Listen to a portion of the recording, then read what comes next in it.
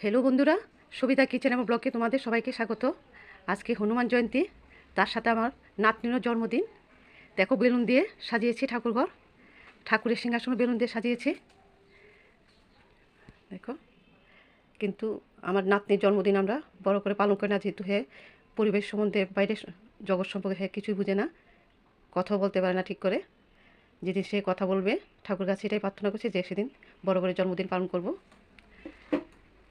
হনুমান পুজোর সব আয়োজন করেছি, ভোগ নৈবেদ্য সাজিয়ে রেখেছি। বজরংবলীকে লাল ফুলের মালা পরিয়ে দিলাম। আমার গুরুদেব হলো রাম ঠাকুর, তাদেরও পূজা করছি। এখন আমি হনুমান চল্লিশা পড়ব, রামের শ্রুতি, হনুমান আরতি পরে আমি পূজা সম্পূর্ণ করব। এখানেই আজকে ব্লগটা রাখছি, পরে অন্য একটি ব্লগে দেখা হবে।